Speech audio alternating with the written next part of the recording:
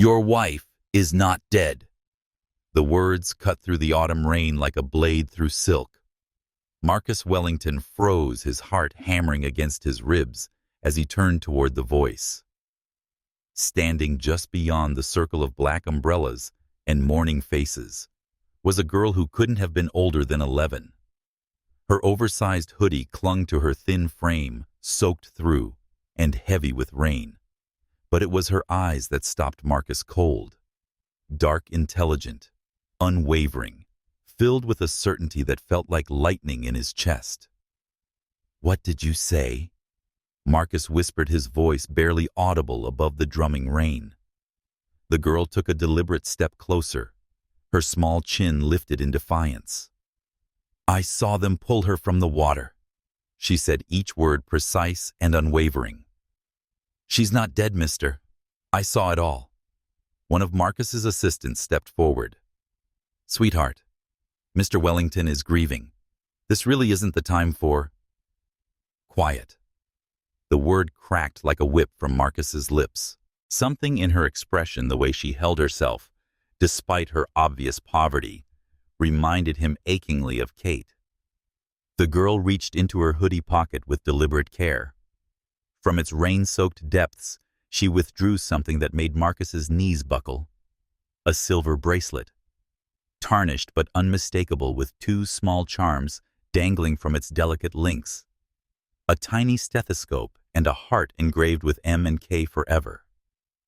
Marcus's bouquet of white roses scattered across Kate's grave as his hands went numb. She had a tiny scar right here. The girl continued, touching her own chin. Right on her chin from when she was little. And she kept screaming your name while they dragged her onto the boat. "Marcus! Marcus! Help me!" Marcus had given that bracelet to Kate on their 5th anniversary. She had worn it every single day for 7 years. It had never left her wrist. "Where did you get this?" Marcus asked, his voice cracking. "Behind the old cannery at Pier 47. They stopped the boat there that night. I watched from behind the fence. She dropped it when they were dragging her out of the water." "What's your name?" he asked softly.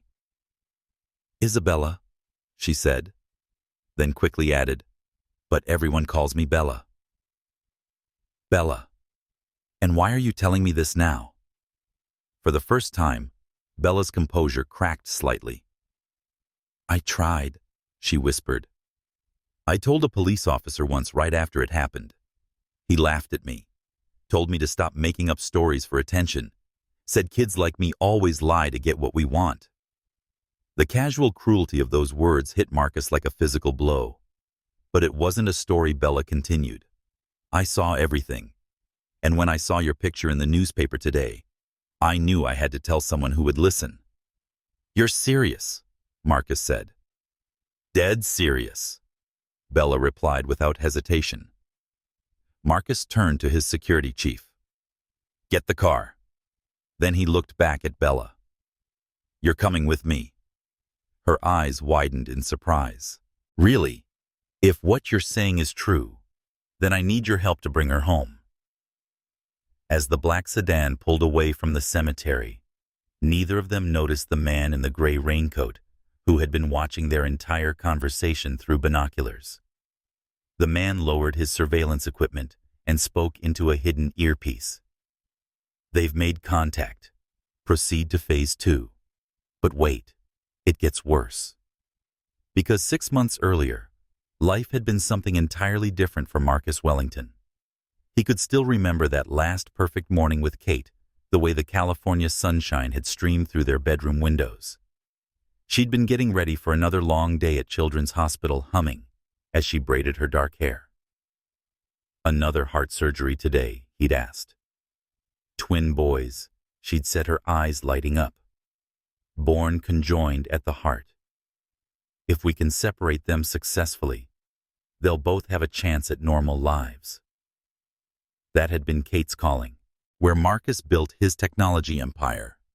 Kate saved children, one tiny heart at a time. The night she'd supposedly died had started like any other. They'd taken the yacht out for their anniversary dinner. The weather had been perfect when they'd left the marina. But then the storm hit sudden and violent. Marcus had seen Kate on the deck for just a moment, silhouetted against the lightning before a massive wave crashed over the bow. And then she was gone. The Coast Guard had searched for 72 hours. They'd found pieces of Kate's dress, her shoes, even her purse, but never her body. Sometimes the ocean doesn't give them back. Commander Blake had told him gently. We did everything we could. But now, sitting in his sedan with this mysterious 11-year-old girl, Marcus allowed himself to feel something he'd forbidden for 6 months. Hope. Tell me about that night, he said to Bella. Every detail you can remember. Bella shifted in the leather seat. I was sleeping under Pier 47. There's this spot where the rain doesn't reach. I'd been there maybe an hour when I heard the engines. What kind of engines? Boat engines. But quiet ones. Like they were trying not to wake anybody up. Bella's dark eyes grew distant. I crawled to the edge to look, and there was this small boat. Black, no running lights, maybe 30 feet long. How many people? 3 men in dark clothes. They had medical equipment with them. One of them had something weird about his arm. Bella touched her left arm. It was silver and made clicking sounds when he moved it. A prosthetic arm. That was specific, memorable, the kind of detail a child couldn't fabricate. They pulled something out of the water. Bella continued. Someone. A woman. She was barely conscious, coughing up seawater, but she was alive. And when I got a good look at her, it was your wife. She was wearing that blue dress, and her hair was all tangled from the water. But I could see her face clearly, the scar on her chin, and she was calling your name over and over. The words hit Marcus like physical blows. If Bella was telling the truth, then Kate hadn't died in that storm. She'd been rescued, taken. Did they see you? I don't think so. I stayed hidden. But I watched them load her into the boat and take off toward the south. Marcus took the bracelet, gently turning it over in his hands. The engraving was still clearly visible. M and K, forever. Bella, do you have anywhere to go tonight? She shook her head, suddenly looking very young and vulnerable. Then you'll stay with me, at least until we figure this out. You don't even know me. I know enough. You brought me something no one else could. You brought me the truth. The Wellington estate rose from the cliffs like something out of a fairy tale. Bella pressed her face to the window as they wound up the private drive. This is where you live, she whispered. This is where we live, Marcus corrected gently. For as long as you need it to be. Mrs. Chen met them at the front door. Hot bath, warm clothes, and soup, she announced. In that order. No arguments. 30 minutes later, Bella returned wearing borrowed clothes, her dark hair clean and braided. Marcus had used the time to set up what would become their command center, with satellite maps of the Los Angeles coastline displayed on multiple monitors. Feeling better? He asked. Much better. Mrs. Chen says she's making me a grilled cheese sandwich. Bella approached the computers cautiously. What's all this research? I'm trying to map out everywhere you might have seen them take Kate. Let's start with the timeline. What time did you see the boat? Maybe 2 in the morning. The storm had been going for about an hour before they showed up. Marcus pulled up weather data. The storm had hit at 12:47 a.m., which meant the boat had appeared around 1:45 or 2:00 a.m. You said they headed south. How far south? Not far. Maybe 5 minutes, and then they turned toward shore. There's a bunch of old warehouses down that way. Marcus highlighted several potential locations. Bella, this is really important. You said one of the men had a prosthetic arm. Yeah. Silver like metal, and it made these clicking sounds like clockwork. Bella demonstrated with her own arm. He seemed to be in charge. A prosthetic arm. Marcus filed that detail away. His phone rang. "Ray," he answered. Detective Ray Santos's voice came through the speaker. "Marcus, I got your message. I have to say this is one hell of a story you're telling me. I know how it sounds, but I need you to trust me on this one. The evidence stops supporting any other conclusion." "Marcus, we searched those waters for days. The storm that night was unprecedented. No one could have survived. But someone did survive. Someone rescued her. According to an 11-year-old homeless girl who appeared out of nowhere 6 months later." Ray's voice wasn't unkind, but it was skeptical. "She has Kate's bracelet, the one I had made for our anniversary, the one Kate never took off." This time the pause was longer. She could have found it anywhere. "She knows about the scar on Kate's chin. She described Kate's dress perfectly. She knew Kate was calling my name." Marcus's voice was rising. "Ray, I've spent 6 months learning to live with Kate's death. Do you really think I'd torture myself with false hope unless I was absolutely convinced? What do you need from me? I need you to reopen the case. I need you to look into that prosthetic arm, and I need protection for Bella." "Protection? Marcus, what aren't you telling me? If Kate was taken, it was for a reason.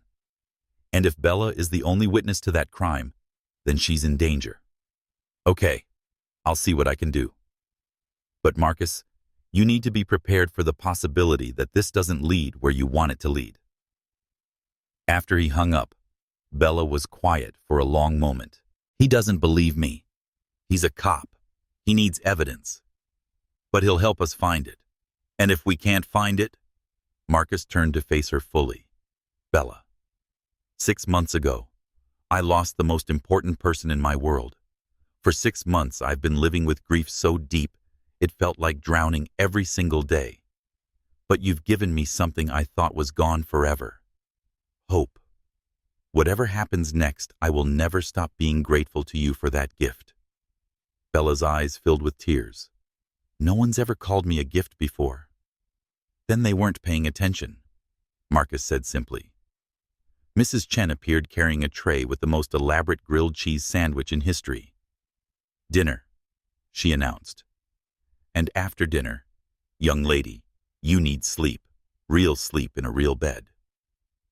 The guest bedroom Mrs. Chen had prepared was larger than any space Bella had ever called her own. Fresh clothes in the dresser bathroom through that door. "If you need anything during the night, my room is just down the hall." After Mrs. Chen left, Bella explored her new space with the careful attention of someone who had learned not to take anything for granted. The clothes were beautiful designer jeans that actually fit sweaters softer than anything she'd ever touched. But it was the small touches that brought tears to her eyes. A brand new toothbrush in her favorite color purple hair ties that matched the sweaters. A small jar of lip balm that smelled like strawberries. Someone had thought about what an 11-year-old girl might want. Bella had been living on the streets for 3 years. She'd learned to be invisible to take care of herself, to never depend on anyone else's kindness, because kindness was usually temporary. But this felt different. A soft knock interrupted her thoughts. Marcus entered carrying hot chocolate topped with marshmallows. "Mrs. Chen thought you might like this before bed." "Thank you," Bella said, accepting the mug gratefully. Marcus settled into the chair by her desk. "Bella, I want you to know that you're safe here. Whatever happens with Kate, you have a home with us for as long as you want it. Why are you being so nice to me? Do you want the simple answer or the complicated one?" "Both. The simple answer is that you're a kid who needs help, and I'm in a position to provide it. Kate always said that we have a responsibility to take care of people who can't take care of themselves." "And the complicated answer?" "The complicated answer is that you remind me of her. You both see things other people miss. You both speak up when it would be easier to stay quiet. You both fight for truth, even when the odds are against you." Bella set down her mug. "You really love her, more than anything in the world. And you really think she's still alive? I think that if anyone could survive 6 months of captivity and come out fighting, It would be Kate. And I think that if anyone could find her and bring her home, it would be us. That night, Bella slept in a real bed for the first time in 3 years. Meanwhile, Marcus sat in his study until dawn, making lists of potential locations and researching prosthetic limbs. He needed help, and he knew exactly who to call. Alex Chen answered on the second ring. Wellington. It's been a while. Too long. Alex, I need your help, personal or professional. Both. It's about Kate. I thought Kate's case was closed. It was. I'm reopening it. Marcus sometimes. She's alive, Alex. How do you know I have a witness? Someone who saw Kate being pulled from the water the night of the storm. Who? An 11-year-old girl named Bella. She was living on the streets near Pier 47. She saw everything. Marcus homeless kids sometimes. She has Kate's bracelet, the anniversary bracelet I had made. She knew about the scar on Kate's chin. Alex, I've spent 6 months learning to live with Kate's death. Do you really think I'd put myself through this unless I was absolutely certain? No, I don't. What do you need? Someone who can navigate the kind of investigation that police can't handle. Someone who can track down leads that might be dangerous to pursue. And someone I can trust completely. When do we start today? How soon can you get here? I'm in San Diego. Give me 3 hours. While they waited, Marcus took Bella on a tour of the estate. The library particularly captivated her. 3 stories of floor-to-ceiling bookshelves accessible by rolling ladders. I've never seen so many books, she breathed. Kate loves to read. Medical journals mostly, but also mystery novels and poetry. She says reading poetry makes her a better surgeon because it teaches her to see beauty and precision. Bella pulled a volume of Emily Dickinson from the shelf. My mom used to read to me before she got sick. What was your favorite story where the crawdads sing? She must have read it to me a dozen times. Bella closed the book carefully. I kept hoping we'd get to the end, and Kia would finally find her family. What happened to your mom, Bella? Cancer. Started in her lungs, spread everywhere else. She fought it for 3 years. I took care of her at the end. How old were you? 8 when she died. Foster care was not good, so I left. 3 years on the streets. Marcus tried to imagine this small, brave girl navigating the dangers of homeless life, protecting herself, surviving by wit and instinct alone. Bella, you don't ever have to go back to that life. You have a home here for as long as you want it, even if we don't find Kate, even then. Alex Chen arrived exactly 3 hours later, driving a black Range Rover. He was a compact man in his 40s, Asian American, with the kind of calm competence that came from 15 years in Army Special Forces. So, Alex said, after Marcus had briefed him, we're looking for your wife who was supposedly killed in a storm 6 months ago, but was actually rescued by unknown parties for unknown reasons. Our only witness is an 11-year-old homeless girl, and our only clue is a man with a prosthetic arm. That's about the size of it. Alex studied Bella, who met his gaze without flinching. Can you describe this prosthetic arm in more detail? It was silver, like brushed metal, not skin-colored like the ones I've seen before. And it moved too smoothly, like it was high-tech. Military, maybe. Good eye. Advanced prosthetics like that are expensive and rare. There are only a few manufacturers, and they keep detailed records. So we can track him down. We can try. But first, I want to see this pier where Bella witnessed the abduction. An hour later, they stood on the weathered planks of Pier 47. Bella led them to the exact spot where she'd hidden that night, a small alcove between 2 concrete pillars. The boat came from that direction, Bella said, pointing northeast. And after they picked up Kate, they headed that way. She swung her arm toward the south. Alex pulled out binoculars and scanned the area. There, he said, handing them to Marcus. See that complex of buildings about a mile south? Looks like it used to be a fish processing plant. Marcus saw what Alex was pointing to. A cluster of gray buildings connected by covered walkways with several docks extending into the water. Looks mostly abandoned. Perfect for holding someone you don't want found. We'll need to do reconnaissance before we move in. As they walked back to the car, Marcus's phone buzzed with a text from an unknown number. Stop looking, or the girl dies too. Alex saw Marcus's face go pale and read the message. Well, that answers one question. What question? Bella asked. Whether we're on the right track. Someone's scared enough to threaten us, which means we're getting close. Marcus pulled Bella closer. It also means you're in danger now. Real danger. But Bella just lifted her chin defiantly. Good. Let them be scared. Let them know we're coming. That evening, Ray Santos arrived carrying a thick file folder. Ray, this is Bella Rodriguez. Bella Detective Santos. Ray crouched down to Bella's eye level. Bella, I want you to know that I've been a police officer for 22 years, and I've learned to spot when someone is telling the truth. Everything about your story checks out. Bella's eyes widened. Really? Really?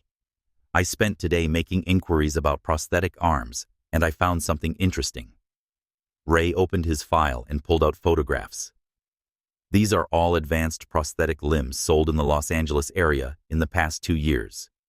Only 12 units total. They cost upward of $200,000 each.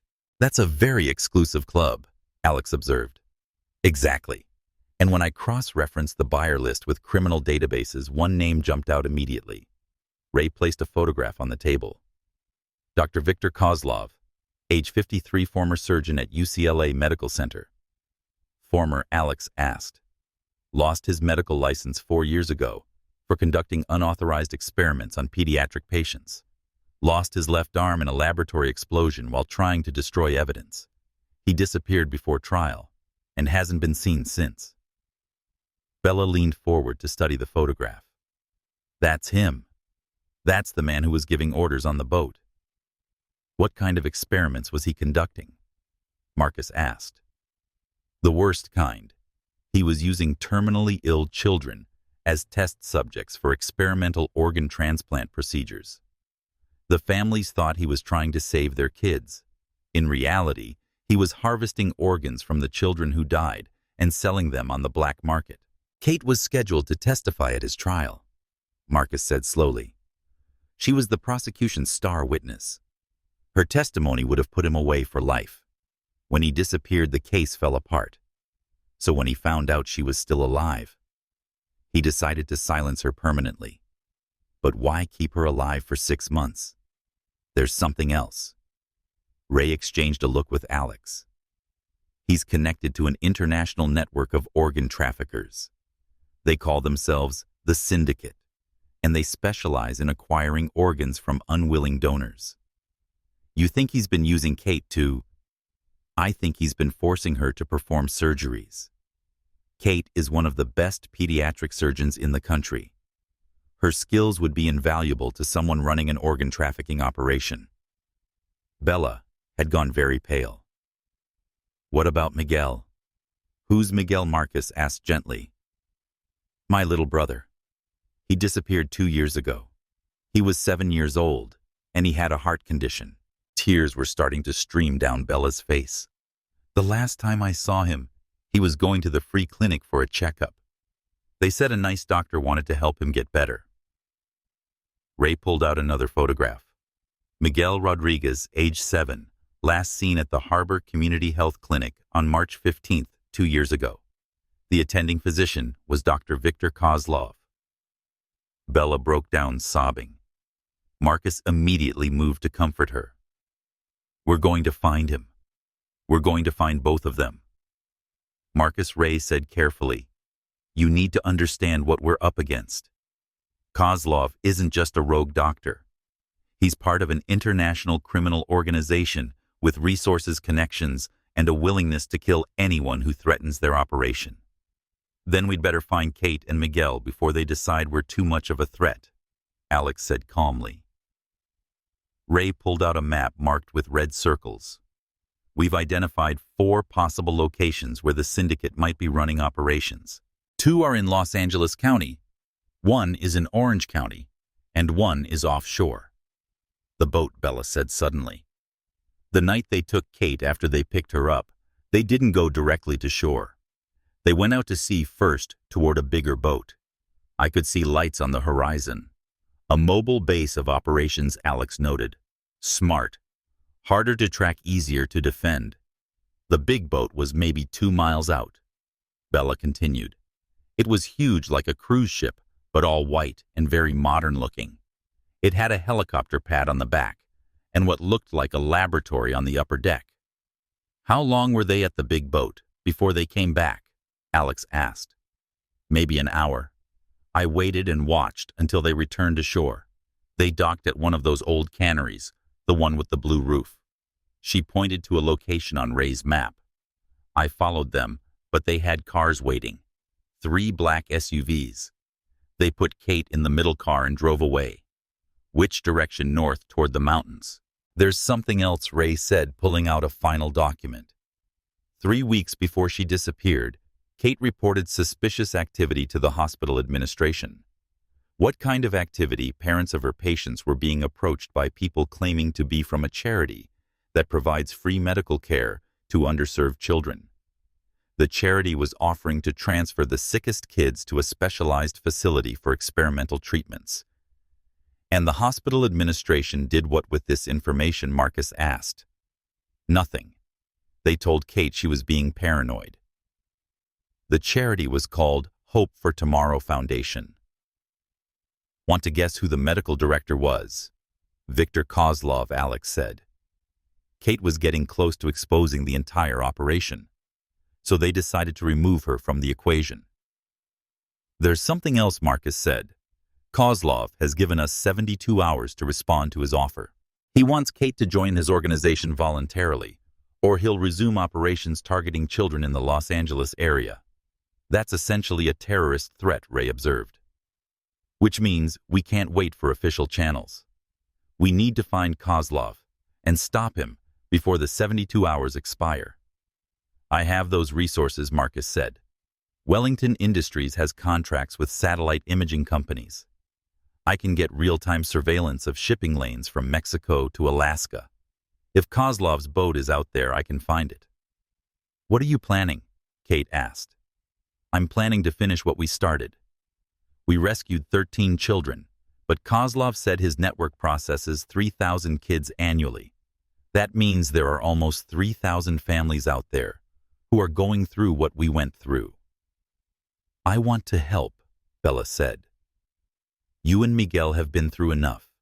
Your job now is to heal and be kids again. Miguel is safe now because I never stopped looking for him. There are other kids out there whose families have given up looking. Someone needs to speak for them. Bella's right, Kate said slowly. The children in Kozlov's network are specifically targeted because they're invisible to society. Homeless kids, foster children, immigrants without documentation. If I can get close to his operation again, I can gather intelligence about his entire network. I can identify the other medical personnel, document his client base, locate his other facilities. No, Marcus said firmly. I'm not letting you walk back into that nightmare. Marcus, if I can get aboard that research vessel, the FBI could use that information to shut down operations globally. What you're suggesting is essentially an undercover operation with no backup, no communication, and no extraction plan, Agent Martinez said. It's suicide. It's justice, Bella said quietly. And sometimes, justice requires people to risk everything. If we're going to do this, Marcus said finally, we do it together, and we do it smart. Together, he repeated firmly. We've already proven that we work better as a team. At 3:17 a.m., motion sensors around the Wellington estate triggered a silent alarm. Alex was awake instantly. Marcus, he said, shaking his employer's shoulder. We have company. How many multiple vehicles approaching from 3 directions? They're trying to surround the house. This isn't a warning this time. They're coming for Bella. Marcus found Bella already awake, sitting on her bed in her star-patterned pajamas, clutching a small backpack. I heard the cars, she said simply. I always listen for cars. We're getting you out of here. They moved quickly through darkened hallways, using passages Alex had mapped during his security assessment. Behind them, they could hear the low rumble of engines growing closer. The tunnel, Alex said, pressing a hidden switch. A section of the bookshelf swung inward, revealing a narrow passage. The tunnel emerged in the estate's boathouse where a speedboat waited with engines running. Mrs. Chen was there with a duffel bag packed with emergency supplies. Take care of them, she said, pressing the bag into Alex's hands. Be safe. Come home soon. As they pulled away from the dock, Marcus looked back to see dark figures moving through his house, searching systematically.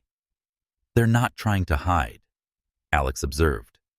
That means they're confident they won't face consequences, which means they have protection at high levels. Where are we going? Bella asked. Safe house. An old warehouse I own in Long Beach. The warehouse was a nondescript building, but inside it was a sophisticated operations center with communication equipment, surveillance monitors, and weapons. How long have you been preparing for something like this? Marcus asked. Since the day you hired me. Rich people make enemies, Marcus. Ray Santos arrived looking haggard and angry. Your house was clean when LAPD responded. No evidence of forced entry, no fingerprints, no surveillance footage. Any word on Kozlov's locations? 2 of the sites checked out negative. But the 3rd location, Ray pulled out photographs. The old Mercy General Hospital in Riverside. It's been closed for renovations for 2 years, but there's definitely activity there. Marcus studied the photos. How many people? We observed at least a dozen guards during surveillance plus medical personnel. Could be 50 people or more working inside. And the 4th location, the boat. Coast Guard spotted a vessel matching your description anchored about 12 miles offshore. If we're going to move on this, we need to do it tonight, Alex said. Every hour we wait gives them more time to relocate Kate and Miguel. It's too dangerous, Ray protested. We should call in federal backup. By the time federal agencies finish their procedures, Kate and Miguel will be dead. These people tried to break into my home and kidnap an 11-year-old girl. I want to help, Bella said quietly. You're staying here where it's safe. I'm the only one who's seen Kate recently. I'm the only one who can identify Miguel for certain.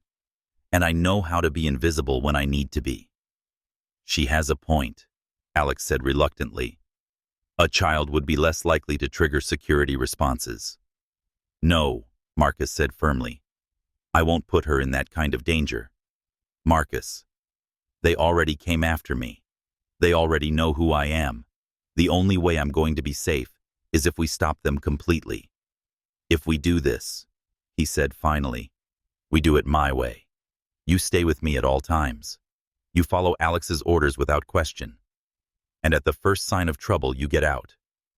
Bella nodded solemnly. I promise. Dr. Maria Santos arrived just as the last rays of sunlight were disappearing. She was Ray's sister, a surgical nurse with 15 years of experience. Maria, Ray said, embracing his sister. Thank you for coming. When you told me what this was about. Maria's voice trailed off as she noticed Bella. You're the girl from the cemetery, aren't you? Bella nodded. And you're the nurse who tried to save Miguel. I should have done more. I should have found a way to get those children out of there. You tried, Bella replied. Sometimes trying is all anyone can do. Alex spread the hospital schematics across the table. Maria, we need your medical expertise. If Kate has been forced to perform surgery on children, what kind of conditions would she be working under? If they're running an organ harvesting operation, they'd need fully equipped surgical suites, post-operative recovery areas, and cold storage for the organs they remove. Based on the thermal imaging, They've probably converted the former cardiac surgery wing. If Kate is being held there, she'd be somewhere close to the surgical floor, but secure enough that she couldn't escape. What about the children? Probably the former pediatric ward on the second floor. It's isolated enough that no one outside would hear if the children cried for help. How many people would they need for an operation like this? More than you'd think. Surgeons, anesthesiologists, surgical nurses, security personnel. I'd estimate at least 30 people working at any given time. We've identified approximately 15 vehicles in the parking area, Alex said. But we have to assume that some of them are armed security. Three-team approach, Alex replied. Team 1. You and I enter through the service entrance and head to the surgical floor to find Kate. Team 2, Ray and Maria, secure the children's ward and look for Miguel. Team 3, Bella, stays in the surveillance van. I should be inside, Bella protested. The safest place for you is in the van with our communication equipment. If something goes wrong inside, you'll be our lifeline. What if there are a dozen kids in there and you can't tell which one is my brother Compromise? Bella comes with Ray and Maria to the second floor, but only after we've secured the immediate area. She stays between two armed adults at all times. All right, but you follow orders without question. No heroics, no improvisation.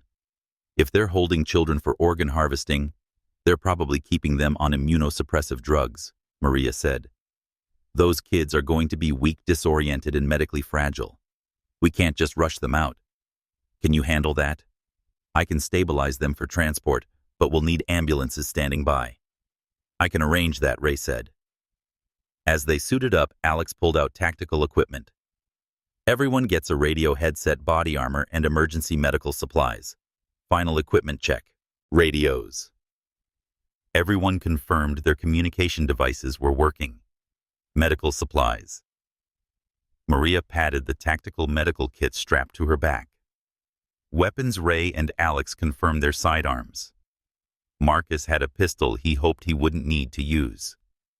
Emergency evacuation routes. Alex had drilled them on 3 different exit strategies. And if we encounter Viktor Kozlov, we apprehend him if possible, Ray said. But our priority is rescuing the hostages. Bella had been unusually quiet. What if Miguel doesn't remember me? It's been 2 years. Marcus knelt down to her eye level. Bella, you're his big sister. You took care of him when your mother was sick. Trust me, he remembers you. But what if he's... Then we deal with that when it happens. But right now, we focus on the possibility that he's alive and waiting for us to bring him home. The drive to Riverside took 45 minutes. As they approached the hospital complex, Alex shut off the van's headlights and navigated by starlight. The former Mercy General Hospital looked like something out of a post-apocalyptic movie. Most of the windows were dark, but the 3rd floor showed bright, sterile lighting. There, Bella whispered, pointing to the 2nd floor. Do you see that? 2 windows have bars on them. She was right. They could make out metal security bars on several 2nd-floor windows. Modifications that wouldn't be necessary, unless you were keeping people inside against their will. Alex parked the van in a grove of trees about a quarter-mile from the hospital. Last chance to back out. Let's go bring our family home, Marcus said. The service entrance was protected by a single security camera and an electronic lock that Alex disabled in under 30 seconds. As they slipped inside, the smell hit them immediately. The sharp chemical scent of industrial-strength disinfectant mixed with something darker. The corridors were dimly lit by emergency lighting, casting long shadows. Alex led the way, his weapon drawn and movements silent. They reached the stairwell without incident, but as they began climbing, they heard voices echoing from above. Men speaking in Russian, their tones casual and bored. Alex held up a closed fist. The voices grew closer, accompanied by footsteps on metal stairs. 2 guards making their rounds would pass their position in less than a minute. Alex positioned himself against the wall beside the stairwell door. When the first guard appeared, Alex struck with precise, silent violence, a chokehold that rendered the man unconscious in seconds. The second guard had time to reach for his radio before Ray tackled him. Within 30 seconds, both guards were unconscious and zip-tied. Alex dragged their bodies into a supply closet. Second floor, he whispered into his radio. 2 guards neutralized, proceeding to target areas. They separated at the second floor landing.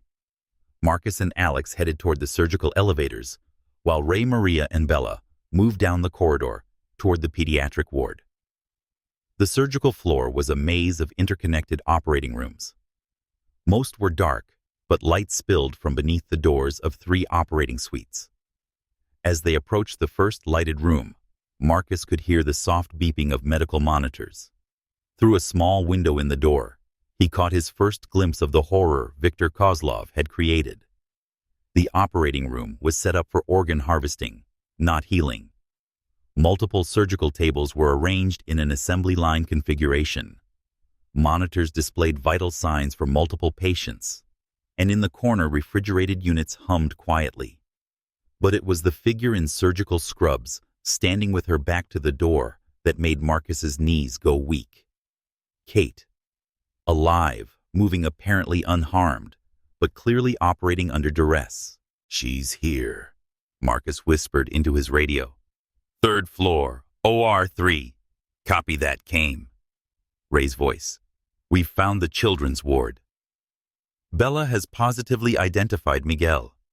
He's alive but weak. We're beginning extraction now." Marcus felt a surge of joy so intense it made him dizzy. Miguel was alive. After 2 years of captivity, Bella's little brother had survived. "I see 4 more security personnel between us and the elevator," Alex whispered. "We need a distraction." The lights in the corridor suddenly went out, plunging them into darkness. Emergency lighting kicked in a moment later, bathing everything in an eerie red glow. "Power failure," someone called out. "Backup generators should engage in 30 seconds. But Alex was already moving using the confusion to advance down the corridor. Marcus followed, staying low, as they approached the operating room. Through the small window, he could see Kate more clearly now. She was thinner than he remembered, her face pale with exhaustion. But she was unmistakably alive. She was standing beside a surgical table, where a small form lay covered by surgical drapes. "I can't do this anymore," Kate was saying. "These are children, innocent children." Dr. Wellington came a response in accented English. "You will continue to follow instructions, or the consequences will be severe." Marcus felt rage building in his chest, like molten lava. Someone was threatening his wife, forcing her to participate in the systematic murder of children. "On my signal," Alex whispered, "we go in hard and fast. You get Kate out of there. I'll handle the guards." Meanwhile, on the 2nd floor, Ray and Maria were moving through the children's ward with Bella close behind. The ward had been converted into a series of individual cells, each containing a single child in various stages of medical preparation. Miguel, Bella called softly as they checked each room. "Miguel, it's Bella. I'm here." The 3rd room they checked contained a boy who looked heartbreakingly familiar, despite 2 years of growth and the effects of prolonged captivity. He was connected to an IV drip, his small body too thin. But when he saw Bella, his eyes lit up with recognition and desperate hope. "Bella." His voice was weak, but unmistakably that of the 7-year-old boy she remembered. "Is it really you?" "It's really me, little brother," Bella said, tears streaming down her face as she knelt beside his bed. "I'm going to get you out of here." Maria was already checking Miguel's IV line and monitoring his vital signs. "He's been heavily sedated, probably with pre-operative medications. We can move him, but he'll need immediate medical attention." "How many other children?" Maria asked.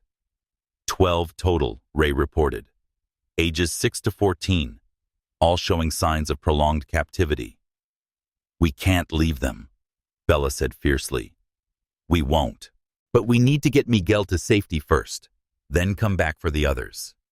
On the third floor, Marcus and Alex were positioning themselves outside Kate's operating room when they heard footsteps behind them. 2 more guards were approaching. "Go," Alex whispered to Marcus. "Get Kate. I'll handle the guards." Marcus burst through the operating room doors just as the backup generators restored full power. Kate spun around at the sound, her eyes widening in shock and disbelief. "Marcus," she whispered. "Oh my God. Marcus, is it really?" "It's me," he said, crossing the room to pull her into his arms. "I'm here. You're safe now." Behind them, a man with steel-gray hair and a distinctive prosthetic left arm stepped out from behind the surgical equipment. Viktor Kozlov looked exactly like his police photographs, but older and more haggard. Dr. Wellington Kozlov said calmly, raising a pistol. "Please step away from your husband. We have work to finish here." Kate moved protectively in front of Marcus. "Viktor, please, you have what you wanted. Let us go. What I want is for you to complete the procedure on this child. After that, we can discuss your husband's rather dramatic rescue attempt." For the first time, Marcus looked at the small figure on the surgical table. A girl, maybe 8 years old, unconscious, and prepped for surgery. "You're finished," Marcus said, taking a step toward Kozlov. "The police are on their way. The FBI is investigating your entire operation. It's over." Kozlov smiled coldly. "Mr. Wellington, you have no idea what you're dealing with. This operation extends far beyond this single facility. We have clients in 12 countries and resources you cannot imagine." "Maybe. But it stops you from hurting these children. And that's enough for tonight." The sound of gunfire erupted from the corridor outside. Alarms began blaring throughout the building, and emergency lights flashed in a dizzying strobe pattern. In the chaos that followed, Marcus lunged toward Kozlov, while Kate moved to protect the child on the operating table. The prosthetic arm proved to be a weakness. When Marcus grabbed it, the mechanical joint couldn't adjust quickly enough, and Kozlov stumbled backward. The gun went off the bullet, striking the ceiling and sending chunks of plaster raining down. Marcus and Kozlov struggled for control of the weapon, while Kate worked frantically to disconnect the child from the life support equipment. Kate called out, "I've got her. We need to go now." Ray's voice crackled through Marcus's earpiece. "All teams, we have multiple hostiles converging on our position. Execute emergency evacuation protocols now." Marcus managed to wrench the gun away from Kozlov and back toward the door, keeping the weapon trained on him. "This isn't over," Kozlov said, clutching his damaged prosthetic arm. "Then we'll deal with those forces when we meet them. But these children are under our protection now." As they fled the operating room with the unconscious child in Kate's arms, Marcus could hear the sounds of battle echoing throughout the hospital. But they had done it. They had found Kate and Miguel. They had rescued at least some of Viktor Kozlov's victims. The evacuation from Mercy General Hospital was controlled chaos. Ray's contacts in the fire department had responded without questions, bringing 4 ambulances and a mobile medical unit. Miguel Rodriguez was loaded into the first ambulance with Bella holding his hand and whispering reassurances. "Bella," he whispered, as the paramedics worked, "I knew you would come. I dreamed about you every night. I never stopped looking for you. I promise I'll never let anyone take you away again." Kate rode in the second ambulance with the 8-year-old girl they'd rescued. The child, whose medical bracelet identified her as Sophie Chen from San Francisco, was unconscious but breathing steadily. She was scheduled for a heart and liver harvest, Kate told the paramedic. "She'll need comprehensive blood work and a full cardiac evaluation." Marcus followed in Alex's van, monitoring police communications and coordinating with Ray Santos. "LAPD is treating this as a multi-agency federal investigation," Ray reported. "FBI, DEA, and Interpol are all sending teams. The good news is that nobody's asking too many questions about how we knew to look here. And the bad news, Kozlov escaped. By the time SWAT teams secured the building, he was gone, along with most of his medical equipment and computer files. At Children's Hospital, the reunited family found themselves in the strange position of being both heroes and suspects. The FBI agents who interviewed them were professional but skeptical. Mr. Wellington, Agent Sarah Martinez, said you're asking us to believe that you organized this rescue operation based entirely on the testimony of a child who claims to have witnessed your wife's abduction 6 months ago. I'm not asking you to believe anything. I'm telling you what happened. Bella Rodriguez is the most credible witness I've ever encountered. Agent Martinez turned to Bella, who was sitting beside Miguel's hospital bed. Bella, do you understand that lying to federal agents is a serious crime? Yes, ma'am.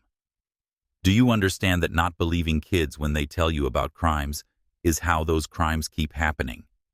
The agent's expression softened slightly. Fair point. Can you tell me exactly what you saw the night Mrs. Wellington was taken?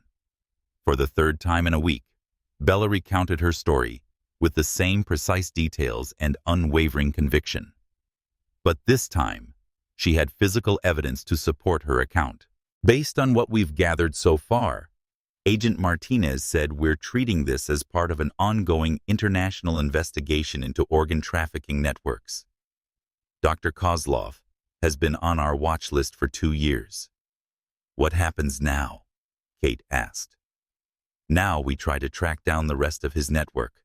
The children you rescued are going to be invaluable witnesses.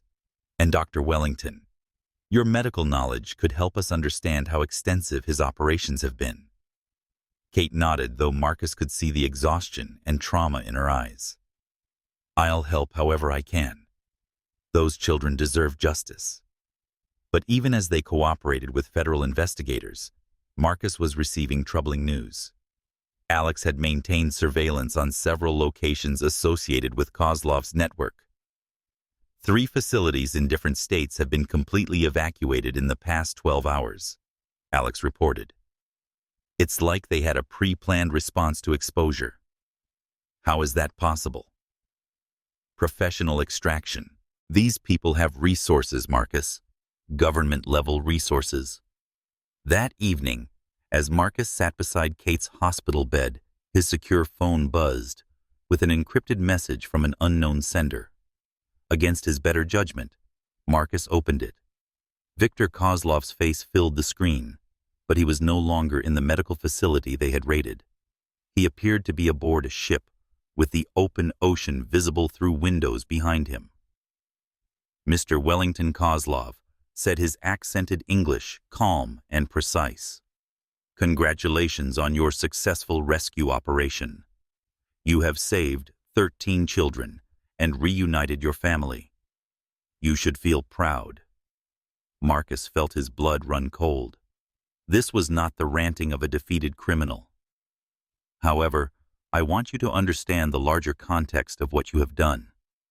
The children you rescued represent less than 1% of our annual operations.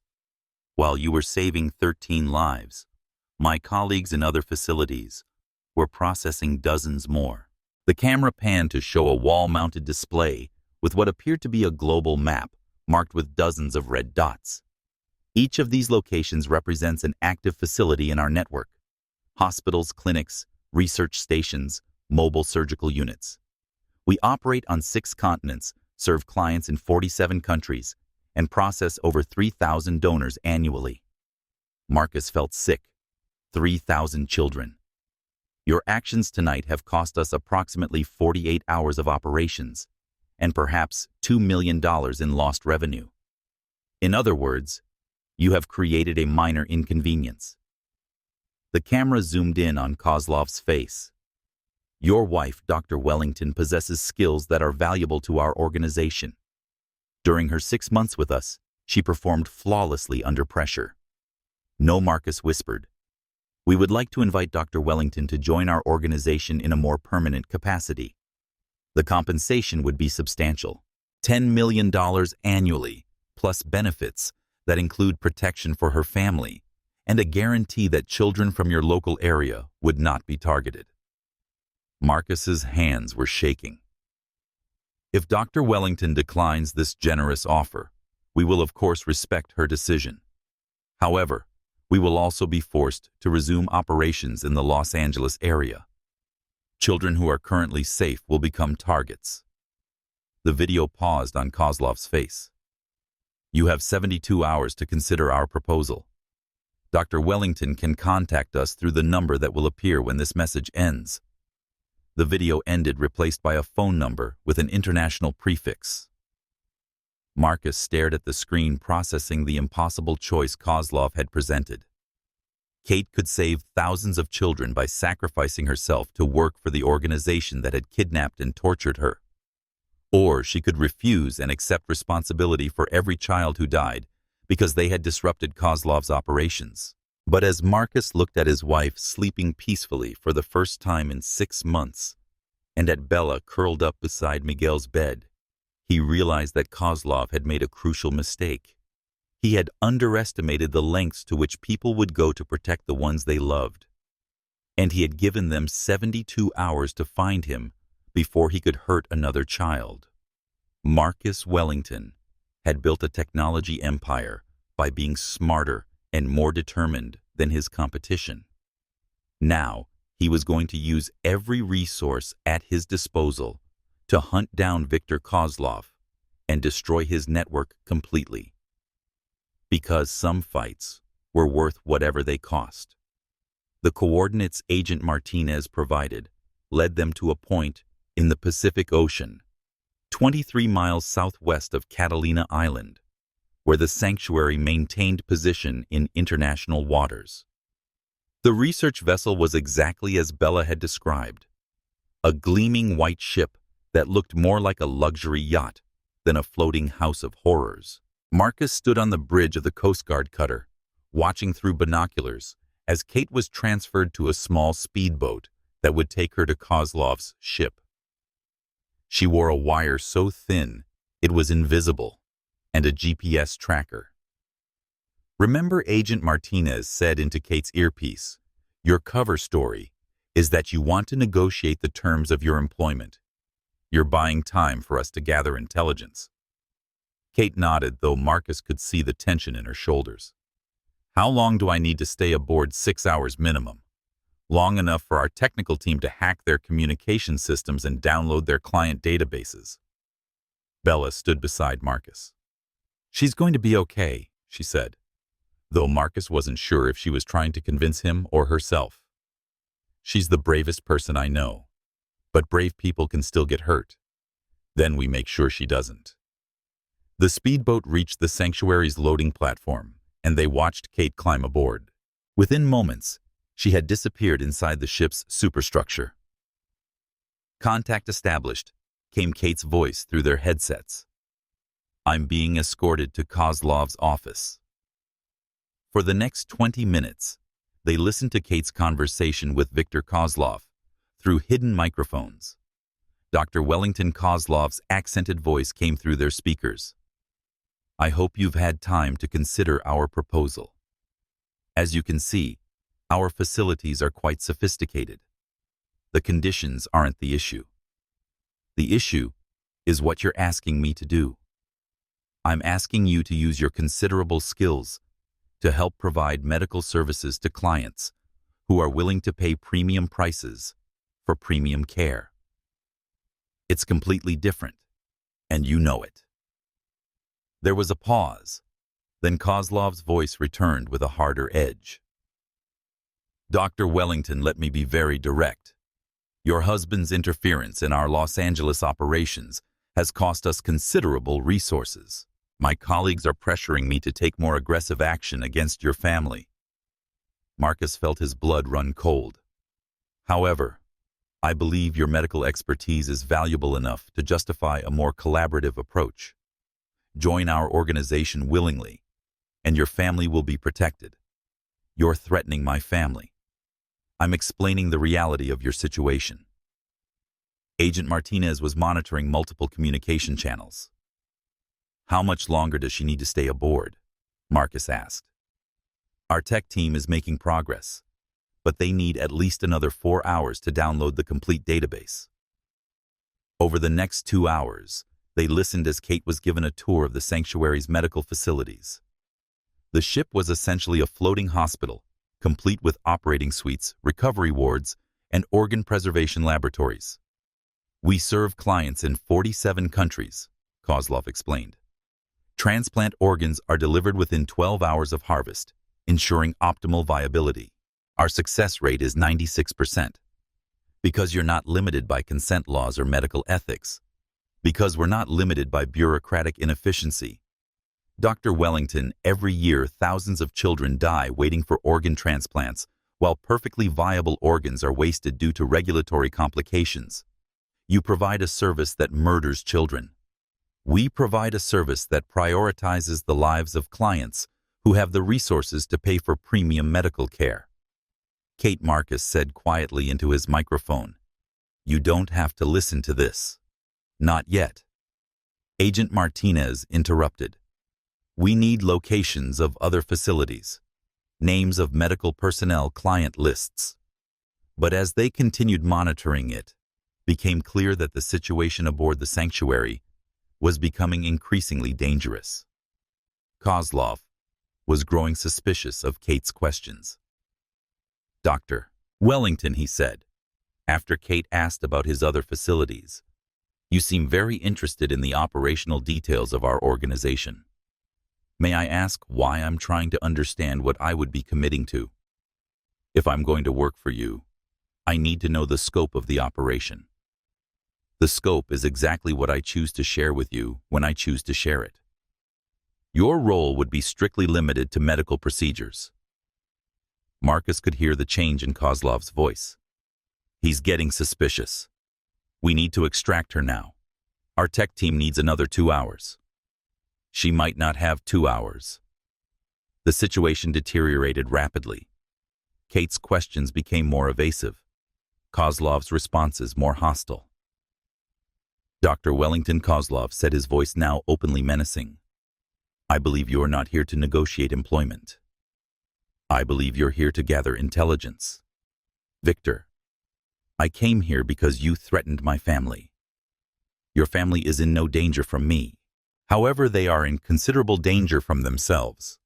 Your husband's amateur detective work has attracted attention from people much less patient than I am. What does that mean?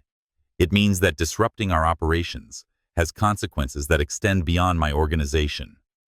The transmission cut to static. Kate Marcus called into his microphone. Kate responded. Silence. Signal lost. Agent Martinez reported. She's either moved to a shielded area or they've detected her equipment. Marcus was already moving toward the Coast Guard vessel's deployment bay. We're going in. Mr. Wellington, we can't board that ship without probable cause. She's in immediate danger. That's all the authority I need. But before they could launch a rescue operation, Kate's voice returned through their headsets, this time without the electronic filters. Marcus, can you hear me? I'm here. Are you safe for now? But they've found my wire and GPS tracker. Kozlov knows this was a setup. In the background, they could hear Kozlov's voice. Dr. Wellington, please explain to your husband that he has created a situation that will require a more permanent solution. The line went dead. Agent Martinez was already coordinating with Coast Guard personnel to prepare for an immediate assault. But Marcus realized that by the time they could mount an official rescue operation, Kate would be dead or relocated. Bella, he said, I need you to tell me everything you remember about the layout of that ship. Why? Because I'm going to get Kate back. Tonight. The assault on the sanctuary began at 03:47 hours, under cover of darkness, and a Pacific fog bank that reduced visibility to less than 50 yards. Marcus had never imagined he would find himself leading a military-style operation, but desperation and love had transformed him into someone capable of extraordinary action. Radio silence from this point forward. Alex whispered as their boat approached the sanctuary's stern. Hand signals only until we reach Kate. The team consisted of Marcus, Alex, Detective Ray Santos, and despite everyone's objections, Bella Rodriguez, who had insisted that her knowledge of the ship's layout was essential. I've been thinking about this boat for 2 years. I know every detail. You need me. Remember, Alex whispered as they secured their boat to the sanctuary's hull. Kate is somewhere on the upper medical decks. Bella, you stay with Ray and coordinate communications. Marcus and I will find Kate. What about Kozlov? Kozlov is secondary. We get Kate out safely. Then we worry about justice. They climbed aboard using magnetic grappling equipment that allowed them to scale the ship's hull in complete silence. The vessel was larger than it had appeared from a distance, with multiple decks and a complex internal structure. This way, Bella whispered, leading them through a maze of narrow corridors. The medical facilities are 2 decks up. As they moved through the ship, Marcus could hear the low hum of medical equipment. The sanctuary was very much an active medical facility. They reached the medical deck without encountering security personnel, but that changed when they emerged into the main treatment areas. The corridors here were brightly lit and monitored by security cameras. 6 guards visible. Alex whispered into his radio. Bella, can you access the ship's communication system? Working on it, came Bella's voice. Ray is helping me crack their internal phone system. 2 minutes later, Bella's technical skills proved decisive. I'm in. I can see their internal security feeds. Kate is in Medical Suite 3, 3rd door on your left. But Marcus, there are other people in there with her. Other people, Kozlov and 2 guards. And another child on the operating table. They're preparing for surgery. Marcus felt rage building in his chest like molten steel. Even now, with their operation compromised, Viktor Kozlov was continuing to murder children for profit. Change of plans. We're not just extracting Kate. We're stopping this surgery. Ray's voice crackled through their headsets. Give me 2 minutes. True to his word, Ray triggered a fire alarm that sent security personnel rushing toward the lower decks. In the confusion that followed, Marcus and Alex were able to approach Medical Suite 3 without detection. Through the porthole window, Marcus could see Kate standing beside an operating table, where a small child lay unconscious. Viktor Kozlov stood beside her, his distinctive prosthetic arm gleaming under the surgical lights. We go in fast and hard. I'd take the guards, you get Kate and the kid. But before they could move, the door opened, and Kate stepped into the corridor. She moved with casual confidence, walking directly toward Marcus and Alex, as if she had been expecting them. Kate, Marcus whispered, confused. She placed a finger to her lips, then gestured for them to follow her away from the medical suite. The child on the operating table is already dead, she whispered, when they were safely out of earshot. Has been for several hours. Kozlov was trying to force me to harvest organs from a corpse as a test. Kate, we need to get you out of here. Not yet. There are 12 children being held on this ship, and Kozlov is planning to dispose of them before relocating. If we leave now, those kids die. Marcus, we have a problem, Alex said. Multiple boats approaching from the south. Looks like Kozlov's people are planning an evacuation. How long do we have? Maybe 30 minutes before they start transferring personnel and assets to other vessels. The children are being held in a secure ward on the deck below us, Kate said. But it's heavily guarded. Can you get us inside? I think so. But once we start moving those kids, Kozlov will know exactly what's happening. We'll have maybe 10 minutes to get them off this ship. Bella, Marcus said into his radio. How many people can the Coast Guard vessel accommodate?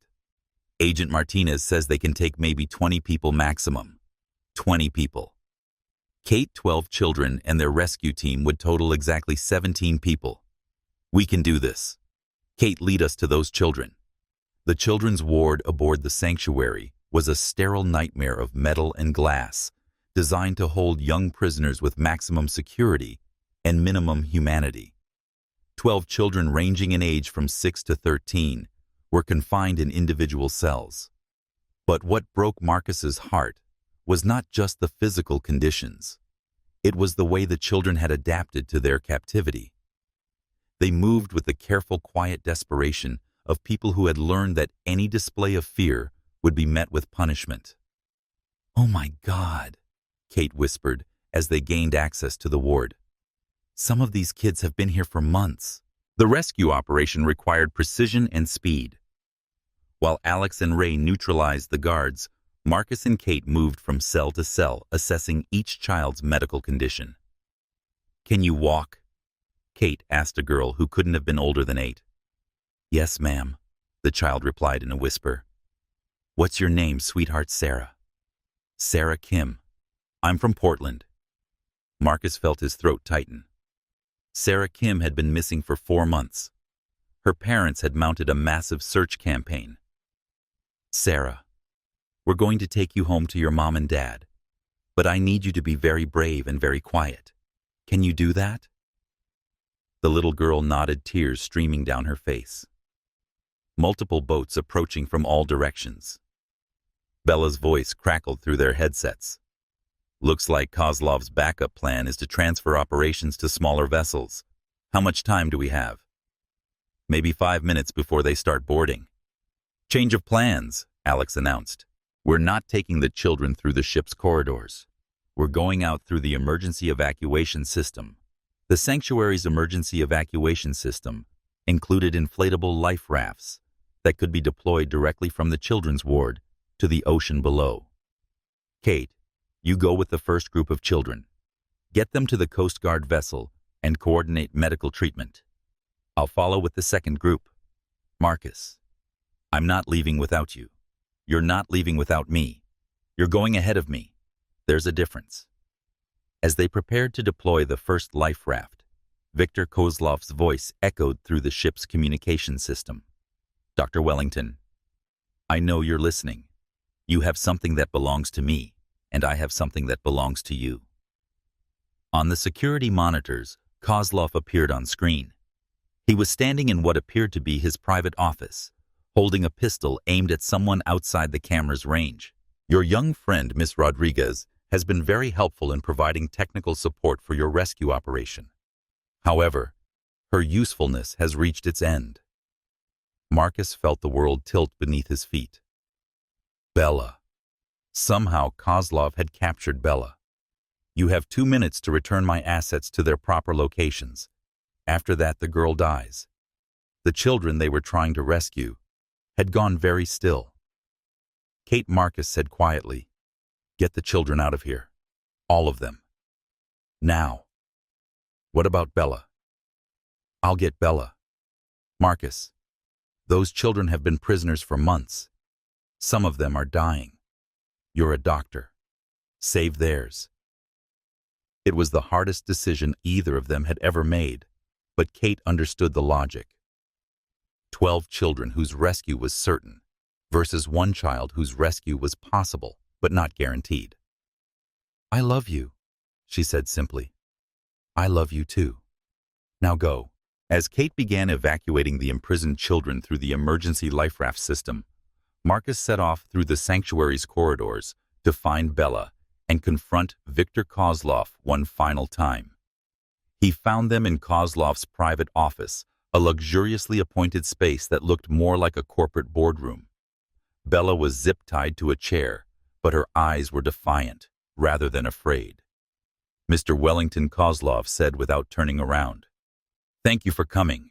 I was hoping we could have a final conversation. Let her go. She's just a child.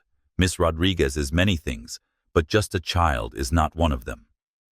Kozlov finally turned to face Marcus, the pistol still aimed at Bella's head.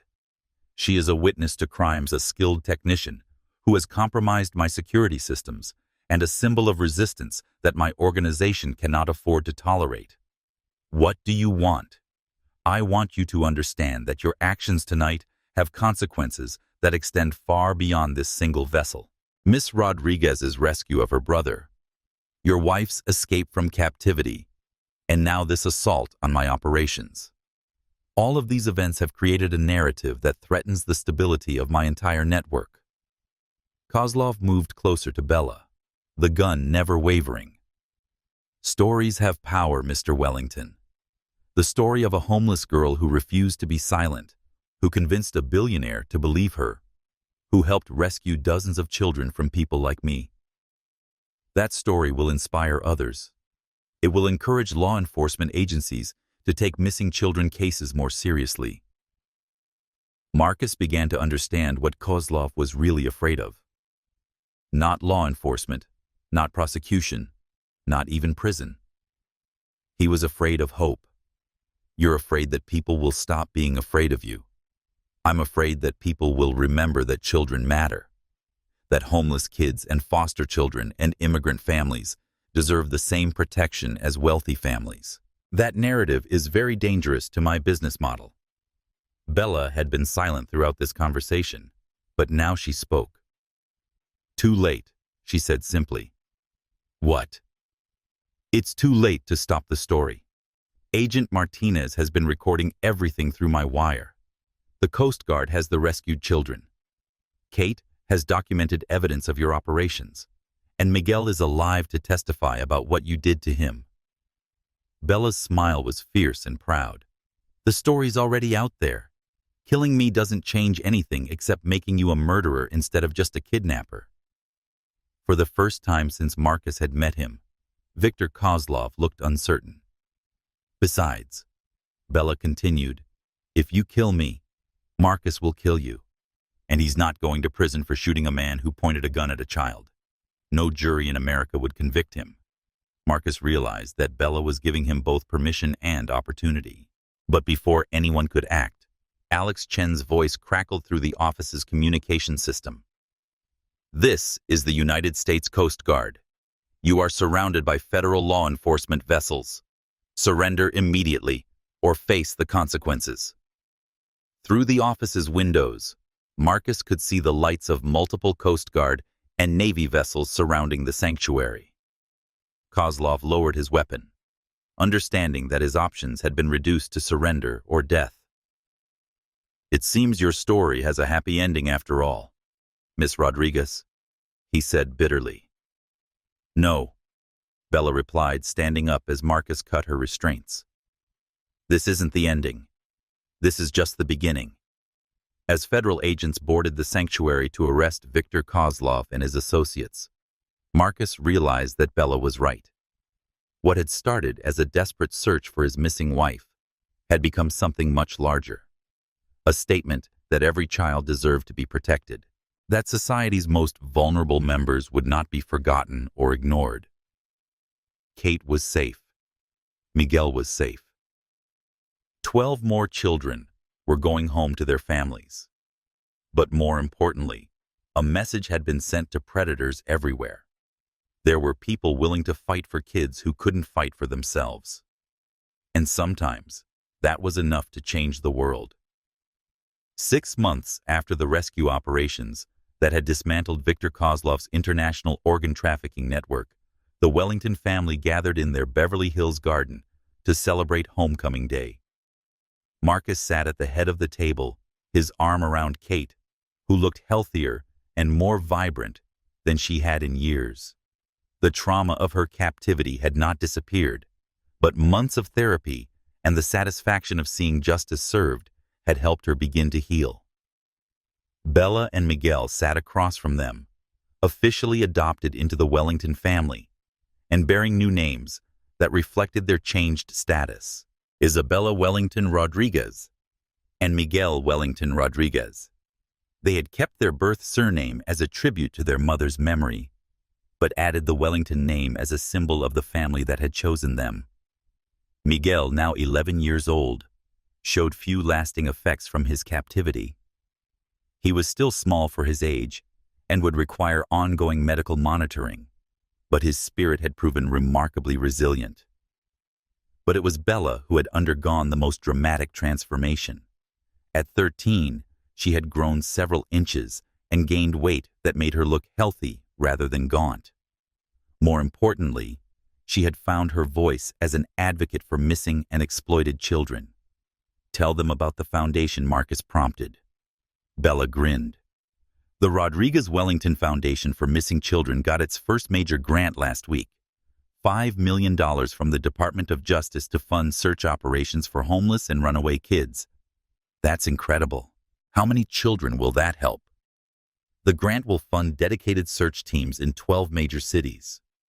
Teams that specialize in finding kids from low-income families, foster care runaways, and immigrant children who disappear from the system. The foundation had been Bella's idea, born from her recognition that the resources spent searching for Kate were rarely deployed to find missing children from marginalized communities. "We also got approval for the Safe House program," Miguel added shyly. 3 houses in Los Angeles County where kids can stay while social services figures out permanent placement. "And the best part," Bella continued, "is that we're training former homeless kids to work as outreach coordinators. People who understand what it's like to be invisible." Agent Sarah Martinez, who had become a close family friend, raised her wine glass. "To the most effective anti-trafficking operation I've ever been part of. Bella, you've saved more children in 6 months than most law enforcement agencies save in 5 years. The numbers were indeed impressive. The Rodriguez Wellington Foundation had been instrumental in locating 47 missing children, had provided testimony that led to the conviction of 8 human traffickers, and had established protocols that increased the success rate of searches for missing children from marginalized communities by over 300%. "Tell them about the congressional hearing," Kate prompted. "Next month, I'm testifying before the House Subcommittee on Crime about gaps in missing children investigations. We're proposing legislation that would require law enforcement agencies to apply the same resources to searching for homeless and foster children that they apply to children from affluent families. The bill is called the Every Child Matters Act," Miguel added. Bella came up with the name. "Because every child does matter. Rich kids, poor kids, kids with families, kids without families. Nobody gets to be invisible anymore." As they finished dinner and moved to the garden's seating area overlooking the Pacific Ocean, Marcus reflected on how completely his life had changed. A year ago, he had been a successful businessman who wrote checks to charities, but remained fundamentally disconnected from the problems those charities addressed. Now he spent most of his time working with the foundation, using his business expertise to coordinate search operations and his financial resources to fund programs that protected children. "There's something else," Kate said. "Something we wanted to share with you all." She looked at Marcus, who nodded encouragingly. "We've been talking about expanding our family, not through adoption but through fostering." Bella's eyes lit up. "Really? Really? We want to provide temporary homes for kids who are waiting for permanent placement, especially older kids and siblings who need to be kept together." Miguel bounced excitedly in his chair. "Can we help pick them? I know what it's like to be scared and alone. I could help them feel safe." "That's exactly what we were hoping you'd say." "I may have some candidates in mind," Agent Martinez said. "There's a 14-year-old girl named Carmen, whose little brother Tommy is 7. They've been in foster care for 2 years, and they keep getting separated." "Bring them here," Bella said immediately. "Tomorrow. They can have the rooms next to mine and Miguel's. It's not that simple. Foster parenting requires training, background checks, home evaluations. But we've already started the process." As the evening continued, Marcus found himself thinking about the chain of events that had led them to this moment. Bella's courage in speaking up at the cemetery, Kate's determination to survive her captivity, Miguel's resilience in enduring 2 years of imprisonment. Most importantly, he thought about the power of believing children when they told difficult truths. "Bella," he said, as the sun began to set, Do you ever regret speaking up that day at the cemetery? Your life would have been simpler if you'd just walked away. Bella considered the question seriously. Simpler maybe, but not better. I spent 3 years being invisible, and I hated every minute of it. Now I get to help other kids become visible again. She paused, looking out at the ocean. Besides, I got the best family in the world out of the deal. Who would regret that? As darkness fell and the stars became visible above the California coastline, the Wellington Rodriguez family sat together in their garden, planning their next rescue operation and dreaming about the children they had yet to save. They had learned that love could create families from the most unlikely circumstances. They had learned that courage could overcome even the most overwhelming odds. And they had learned that sometimes the most important battles were fought not by soldiers or police officers, but by ordinary people who refused to let extraordinary evil go unchallenged. The United Nations General Assembly had never hosted a speaker quite like Isabella Wellington Rodriguez. At 14 years old, she stood at the podium in the iconic hall, where world leaders gathered to address humanity's greatest challenges. Honorable delegates. Bella began her words, carried by simultaneous translation to every corner of the vast chamber. My name is Isabella Wellington Rodriguez, and I am here to speak for the children who cannot speak for themselves. In the gallery above, Marcus and Kate watched with tears in their eyes as their daughter delivered the most important speech of her young life. 3 years ago, I was invisible. I lived on the streets of Los Angeles, searching for my little brother who had been kidnapped by human traffickers. I tried to tell adults what I had seen, but nobody listened to me because I was just a homeless kid with no family and no voice. The assembly hall was completely silent. Hundreds of the world's most powerful people, hanging on the words of a teenager who had once slept under bridges and scrounged for food in dumpsters. But invisibility is not the same thing as not existing, and silence is not the same thing as having nothing to say. Miguel sat in the front row of the gallery wearing his first formal suit and beaming with pride. Beside him, Carmen and Tommy Martinez, the latest additions to the Wellington Rodriguez family, watched in awe as their new sister commanded the attention of the entire world.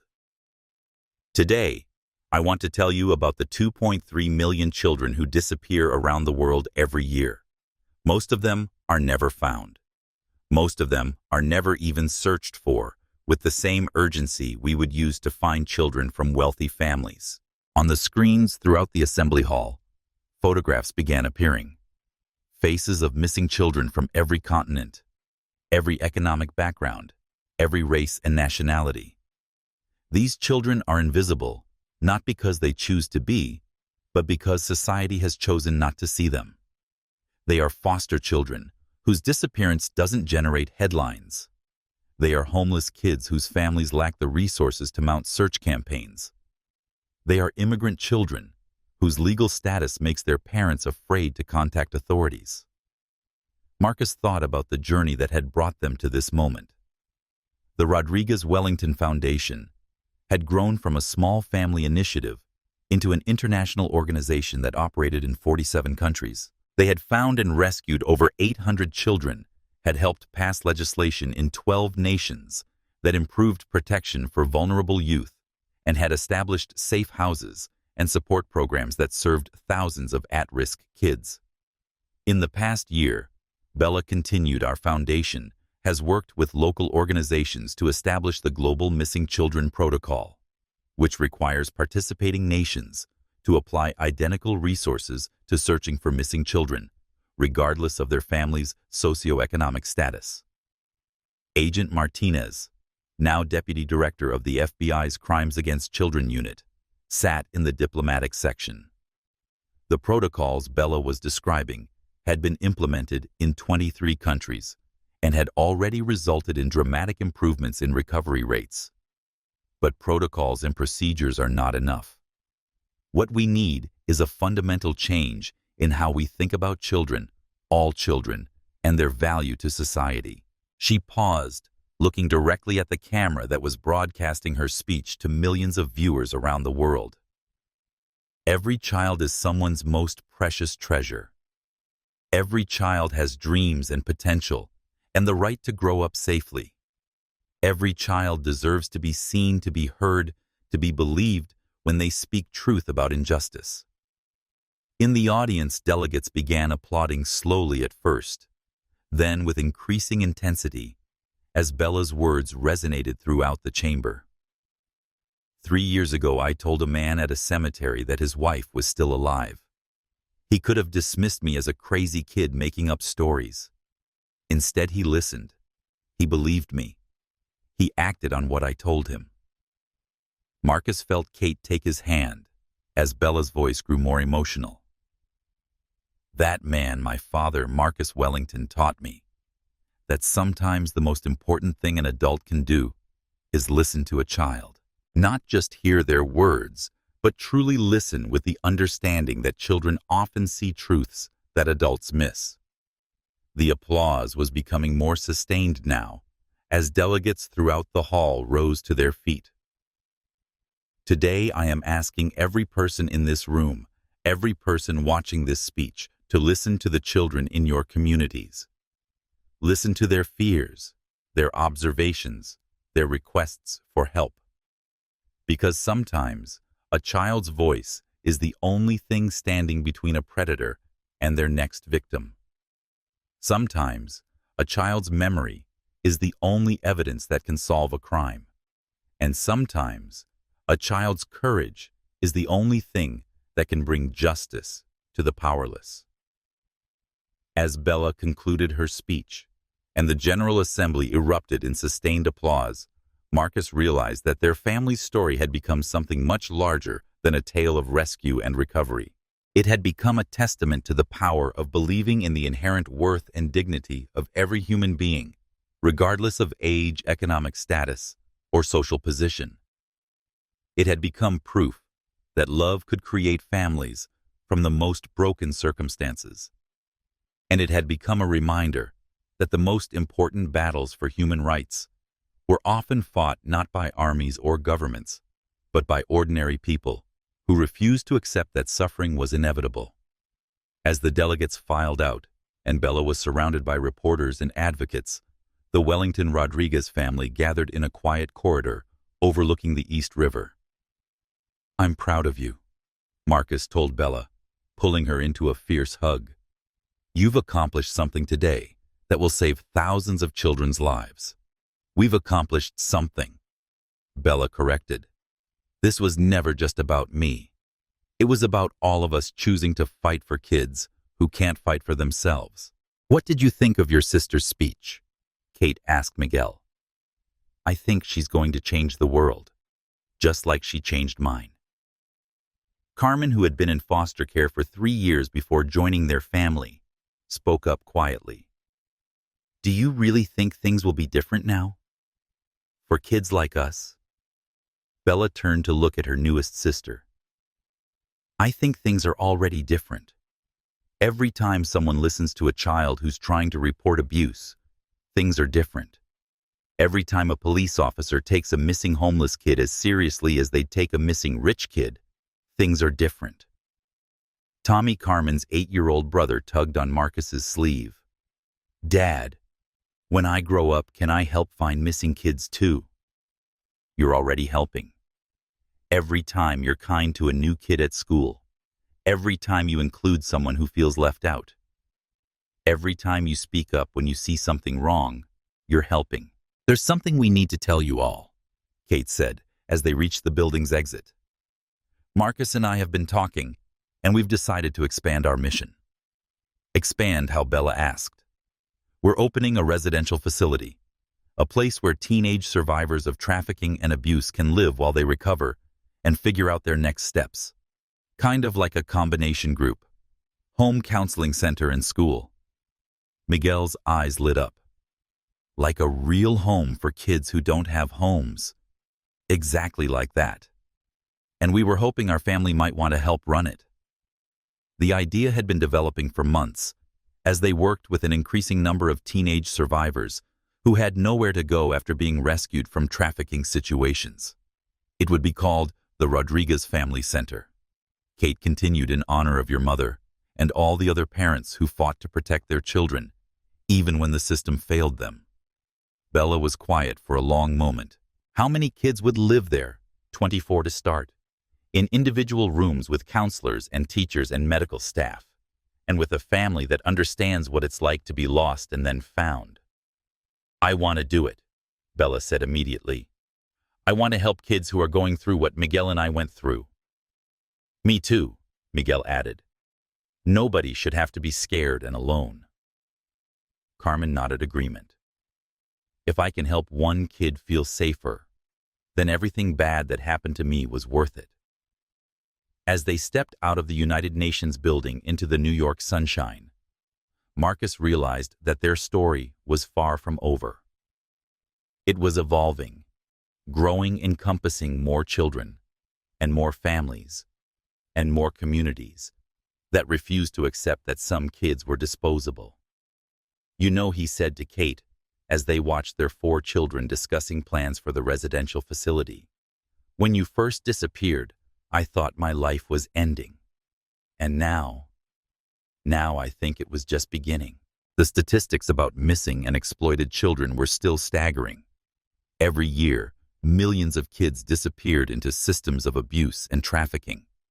Every day, children tried to report crimes and were ignored or dismissed by adults who should have protected them. But now, there were people listening. There were organizations searching. There were families like theirs, proving that love could overcome even the most impossible circumstances. If this story moved you, Bella had said to the television cameras after her UN speech, then please listen to the children in your own community. Believe them when they tell you about abuse or neglect or danger. And remember that sometimes the smallest voice carries the most important message. She had paused, looking directly into the camera, with the same fierce determination that had driven her to approach a grieving stranger at a cemetery 3 years earlier. Every child deserves to be seen. Every child deserves to be heard. Every child deserves to be believed. And every child deserves a family that will fight for them no matter what it costs. As the Wellington Rodriguez family climbed into their car for the ride to the airport, Marcus knew that they were returning to Los Angeles with more than just the satisfaction of a successful advocacy mission. They were returning with a renewed commitment to proving that family was not about blood or legal documents or social expectations. Family was about choosing to love someone enough to fight for them when the world tried to make them invisible. Family was about believing children when they spoke difficult truths. And family was about ensuring that no child would ever have to face the darkness alone. Because somewhere in the world at this very moment, there was a child waiting to be found. And the Wellington Rodriguez family would never stop looking. Based on a true story of courage, family, and the power of believing children when they speak truth to power. Every child matters. Every voice counts. Every family begins with someone choosing to care.